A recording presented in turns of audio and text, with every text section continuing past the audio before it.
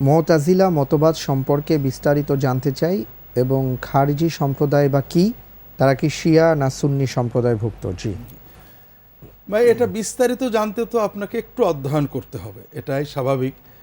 বাংলাদেশে অনেক বই আছে মুতাজিলা শিয়া খারিজি বিষয়ে। আমি নিজেও আমার একটা বই আছে কোরআন সুন্নাহর আলোক ইসলামী আকিদা, আমি আমার সাধ্য মতো এটা আলোচনার চেষ্টা করেছি। এছাড়া ইমাম আবু হানিফা রহমতুল্লাহ আলাইহির লেখা আল ফিকহুল আকবার বইয়ের যে ব্যাখ্যা ও টিকা, ওটা তো আপনারা খুঁজতে পারেন। সংক্ষেপ কথা হলো, এখানে মূল যে বিষয়টা, মুতাজিলি সম্প্রদায়ের মূল থিমটা হলো যে মানুষের আকল বা জ্ঞান বুদ্ধি দিয়েই সে আল্লাহর সব কিছু জানতে পারে। আর সাহাবিগণের যুগের তাবেঈগণের মুসলমানদের মূল নীতি হলো যে আকল বুদ্ধি বিবেক দিয়ে আমরা আল্লাহর অস্তিত্ব অনুভব করতে পারি, আল্লাহর এবাদত দরকারটা অনুভব করতে পারি, কিন্তু আল্লাহ তাআলার মানে বিশেষণগুলো কি কি, আল্লাহকে কিভাবে এবাদত করতে হবে, এটা মানুষ আকল দিয়ে বুঝতে পারে না। আকল দিয়ে বুঝতে পারছে, অর্থাৎ জ্ঞান দিয়ে বুদ্ধি দিয়ে আল্লাহকে ডাকতে হবে, এই বিশ্বের স্রষ্টা আছে, যে কোনো বিবেকবান মানুষ বুঝতে পারেন।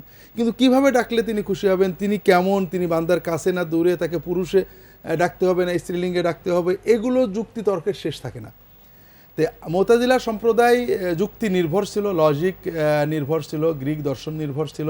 এই দর্শন ভিত্তিক কথাবার্তার কারণে কোরআন এবং হাদিসের অনেক কথা তারা অস্বীকার করে।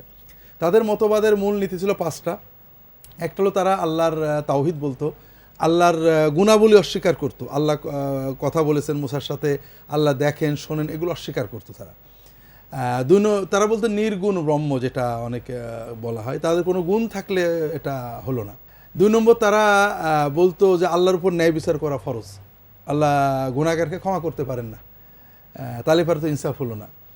3 নম্বর, তারা বলতো যে ব্যক্তি গুনাহ করে, কবিরা গুনাহ করে, ওই ব্যক্তি কখনো জান্নাতে যেতে পারবে না, ও চিরস্থায়ী জাহান্নামে, আল্লাহ তাকে মাফ করবেন না, এই জাতীয় কিছু বিষয়। এবং আরেকটা বলতো যে যেটা আমরু বিল মারুফ ওয়া নাহয়ি আনিল মুনকার বলা হয়, অর্থাৎ সৎ কাজের আদেশ অসৎকারের বাধ্য, এটা এক ধরনের রাষ্ট্রীয় জুলুমে বাক স্বাধীনতা, নাগরিক স্বাধীনতা হরণের পর্যায়ে চলে যায়।